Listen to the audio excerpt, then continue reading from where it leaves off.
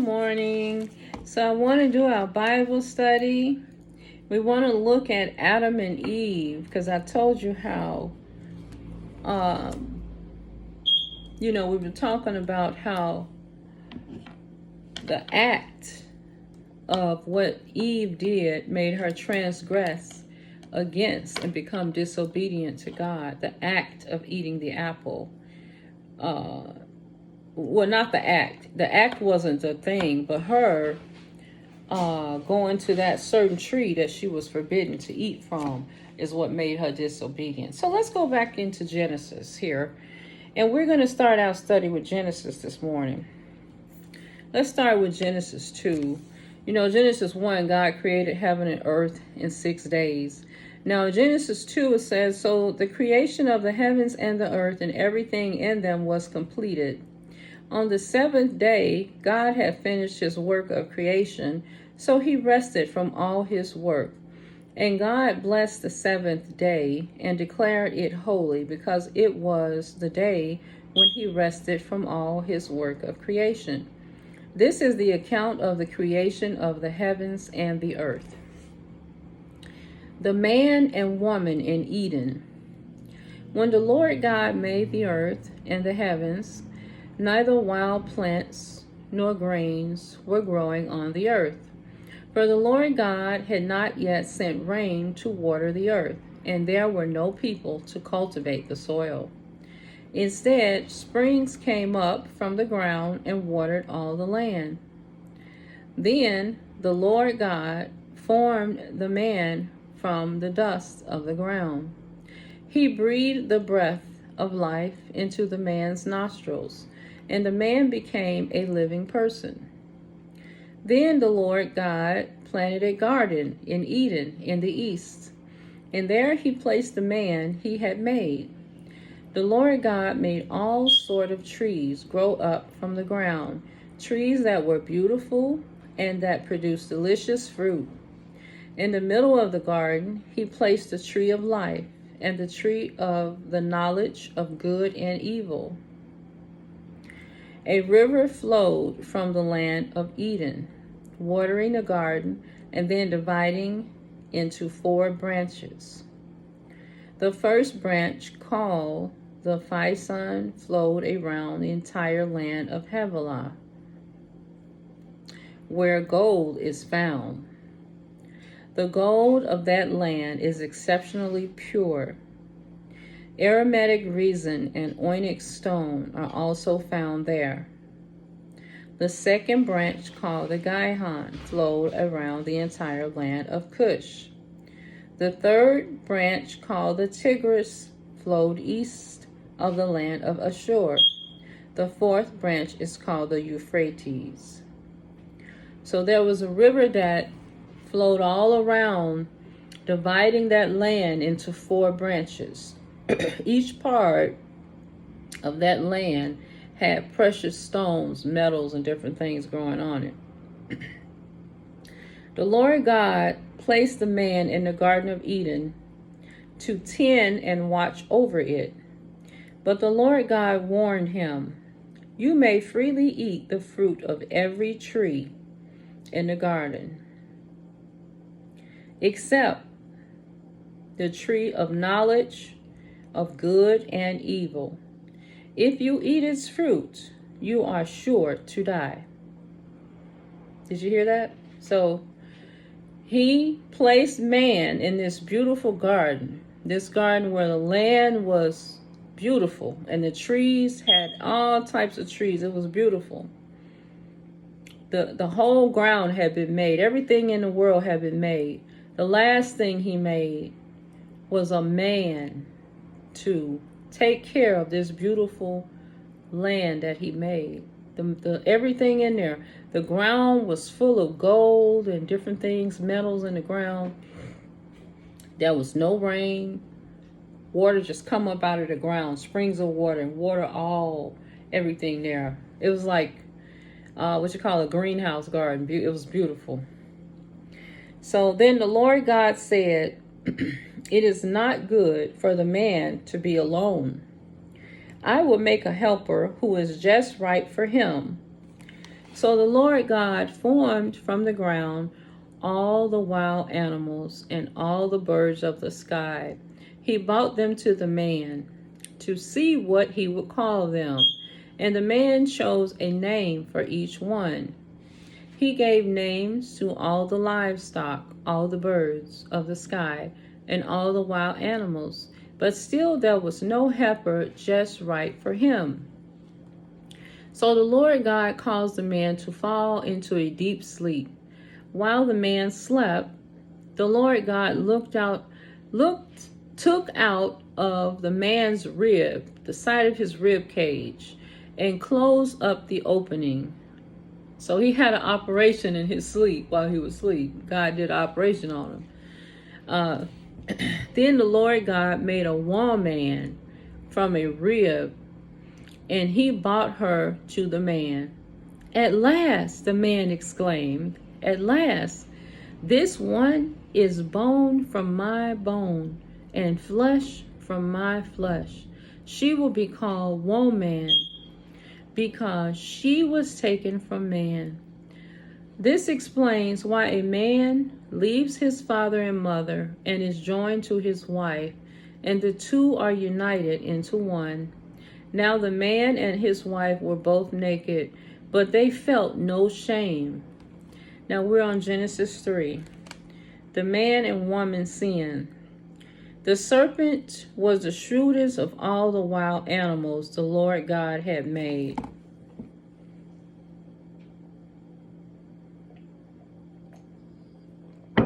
All right, we're speaking about a snake here. One day, the serpent asked the woman, did God really say you must not eat the fruit from any of the trees in the garden? From any of the trees in the garden. Of course, we may eat fruit from the trees in the garden, the woman replied. It's only the fruit from the tree in the middle of the garden that we are not allowed to eat. God said you must not eat it, even touch it. If you do, you will die. You won't die, the serpent replied to the woman. God knows that your eyes will be open as soon as you eat it, and you will be like God, knowing both good and evil. The woman was convinced. She saw that the tree was beautiful and its fruit looked delicious, and she wanted the wisdom it would give her. So she took some of the fruit and ate it. Then she gave some to her husband who was with her, and he ate it too. At that moment, their eyes were open, and they suddenly felt shame at their nakedness. So they sewed fig leaves together to cover themselves. Bless you. When the cool evening breezes were blowing, the man and his wife heard the Lord God walking about in the garden. So they hid from the Lord God among the trees. Then the Lord God called to the man, where are you? He replied, I heard you walking in the garden, so I hid. I was afraid because I was naked. Who told you that you were naked? The Lord God asked. Have you eaten from the tree whose fruit I commanded you not to eat? The man replied, it was the woman you gave me who gave me the fruit, and I ate it. Then the Lord God asked the woman, what have you done? The serpent deceived me, she replied. That's why I ate it. Then the Lord God said to the serpent, because you have done this, you are cursed more than all animals, domestic and wild. You will crawl on your belly, groveling in the dust as long as you live. And I will cause hostility between you and the woman, and between your offspring and her offspring. He will strike your head, and you will strike his heel. Then he said to the woman, I will sharpen the pain of your pregnancy, and in pain you will give birth. And you will desire to control your husband, but he will rule over you. And the man, he said, since you listened to your wife and ate from the tree, whose fruit I commanded you not to eat, the ground is cursed because of you all of your life, struggling to scratch a living from it. It will grow thorns and thistles for you, though you will eat of its grain by the sweat of your brow. will you have food to eat until you return to the ground from which you were made. For you were made from dust, and dust you will return. So, the one thing that she could not eat from was that tree in the middle of the garden. And she knew better. Look at what she told the serpent over here. She said, look, the serpent was the shrewdest of all wild animals the Lord God had made. He was shrewd, right? One day he asked the woman, did God really say you must not eat from any of the trees? Okay, of course not. We may eat from all of these trees. She could have ate from any of the other trees. And she told the serpent, it's only the fruit from the tree in the middle of the garden. God said, you must not touch it or eat of it, or you're going to die. So, and then the serpent replied, you're not going to die. So who are you going to believe, the serpent or God? The serpent said, you're not going to die. He just noticed you're going to be better than ever if you do this or do that. That's almost like how the evil of a person telling you, to make you do something you shouldn't be doing no way, So she said, you're not going to die. You're not going to die. Go ahead and eat it. So she haphazardly went on and ate the fruit, gave it to her husband. It was almost like God should have said, shh. He should have said fire to the hand. When the hand went for the tree, the fire should have said, shh. Oh, I got burned. Put the fire trap on it. But anyway, so when she ate that, when she did the act of disobeying, and before she even got ready to do it, she stated in her own words, I'm getting ready to break the law. I know I'm not supposed to do it, but I'm going to do it anyway because this is what the devil said. So she wanted to be under bondage. She listened to the devil instead of God. Yes, bondage came. Let me tell you what happened. Because you have done this, the devil, the snake, which was the devil, is cursed. The snake is cursed. More than all animals, any animal in the world, the snake is cursed to crawl on its belly, groveling in the dust.